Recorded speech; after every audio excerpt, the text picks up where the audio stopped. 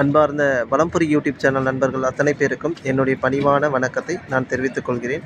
நான் உங்கள் ஜெகதீஷ் பேசுகிறேன். எல்லோரும் எப்படி இருக்கீங்க? நான் நல்லா இருக்கிறேன். இன்றைக்கி நாம் பார்க்க போகிற பதிவில் என்ன பதிவு பார்க்க போகிறோம் அப்படின்னு பார்த்தீங்க அப்படின்னா, நம்மளுடைய சேனலில் 63 நாயன்மார்களுடைய வரலாற்றை நம்ம பார்த்துட்ருக்கோம்.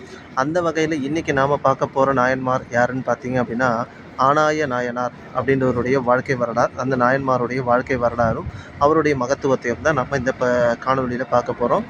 வாங்க வீடியோக்குள்ளே போகலாம்.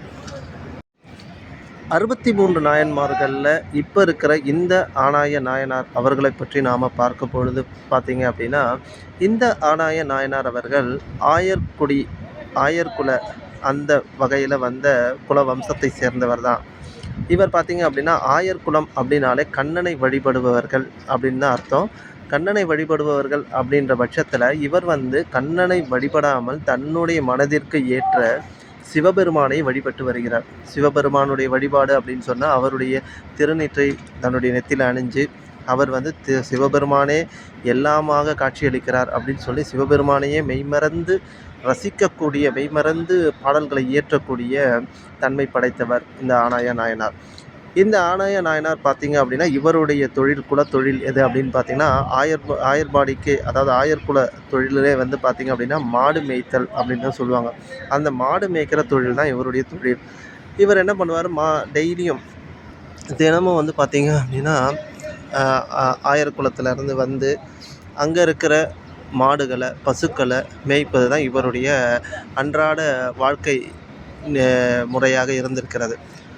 அப்படி இவர் மாடு மேய்க்கும் பொழுது என்ன பண்ணுவார் அப்படின்னு பார்த்தா, தன்னுடைய புல்லாங்குழலை எடுத்து இசைத்து அதில் நம்ம இறைவனுக்கு சமர்ப்பிக்கிற அளவுக்கு ஞானத்தை அளிப்பார். இறைவனை வேண்டி இறைவனுக்காக என்னென்ன பாடல்களை அந்த புல்லாங்குழல் மூலம் இசைக்க முடியுமோ அந்த அளவுக்கு இசைத்து இவர் இறைவனுக்கு பணி செய்வார். அப்படி பண்ணும்பொழுது இவர் என்ன பண்ணுவார் அப்படின்னா, மாடு மேய்ச்சிட்டு இருக்கிற இடத்துல ஒரு மரத்தை பார்த்தானா அந்த மரத்தையே சிவலிங்கமாக நினச்சி ஒரு புல்லாங்குழல் எடுத்து வாசிப்பார். அதே போல் ஒரு கடலில் பார்த்தாலும் அந்த கடலை சிவபெருமானை நினச்சி சிவபெருமானை வழிபட்டு சிவபெருமானை நினச்சி இவர் குழல் இசைத்து சமர்ப்பிப்பார்.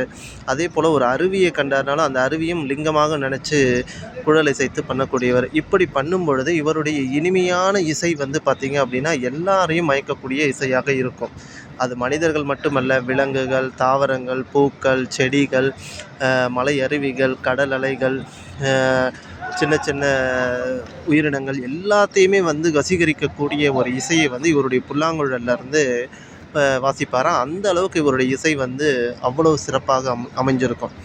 அப்படி ஒரு நேரத்தில் என்ன பண்ணியிருக்காங்க அப்படின்னா, இவருடைய அந்த மேய்த்தல் தொழிலுக்கு தன்னுடைய அக்கம் பக்கத்தில் இருக்க ஊரார்கள்லாம் சேர்ந்து அவர்களுக்கு அவர்களுடைய மாட்டையும் கொடுத்துட்டு இவங்க என்ன பண்ணியிருக்காங்க அப்படின்னா, இதையும் சேர்த்து கொஞ்சம் மேய்ச்சலுக்கு கூட்டிகிட்டு போப்பா அப்படின்னு சொல்லி இவங்க அந்த மேய்ச்சலுக்கு உண்டான விஷயங்களை பண்ணியிருக்காங்க.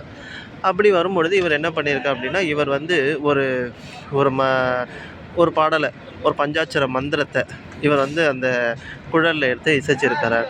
குழலில் எடுத்து இசைக்கும் பொழுது அவருடைய இனிமையான அந்த குழல் ஓசையில்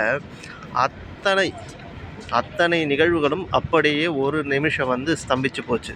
அதாவது பார்த்திங்க அப்படின்னா, காற்று அப்படியே நின்று போச்சு, மர அசைவு அப்படியே நின்று போச்சு, பறவைகளுடைய அந்த பறக்கும் தன்மை அப்படியே நின்றுச்சு, பறவைகள் அப்படியே வானத்தில் இருக்குது, மலை அருவி அப்படியே நின்று போச்சு இவருடைய இசையை கேட்டு, கடல் அலை அப்படியே நின்று போச்சு இவருடைய இசையை கேட்டு. இப்படி எல்லாமே நின்று போயிடவே ஒரு நிமிஷம் அப்படியே ஸ்தம்பிச்சு போச்சு. இவருடைய இசையை எல்லா ஜீவராசிகளுமே எல்லா விஷயங்களுமே செவி கொடுத்து கேட்குற அளவுக்கு ஆயிடுச்சு. அப்படி இருக்கிற பட்சத்தில் இந்த இசையை மயங்காத ஆட்களே கிடையாது அப்படின்ற மாதிரி எல்லாருமே இவருடைய இசையை கேட்டு ரசிக்க ஆரம்பிச்சிட்டாங்க. சிவபெருமானும் அதில் விதிவிலக்கு இல்லை.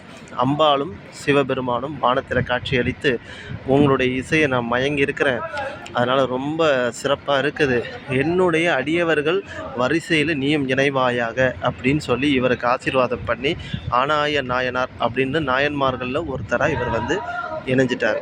ஸோ இதுலேருந்து நம்ம என்ன தெரியுது அப்படின்னா, இறைவனை வழிபடுவதற்கு இசையும் ஒரு காரணம் அப்படின்னு சொல்லி நமக்கு இவர் மூலயமாக நமக்கு தெரிகிறது. இந்த ஆனாய நாயனாரை வழிபட்டு நாம் சிவபெருமானுடைய ஆசிகளை நாம் பெறுவோமாக. நன்றி, வணக்கம். வாழ்க வளமுடன், வாழ்க வளமுடன், வாழ்க வையகம்.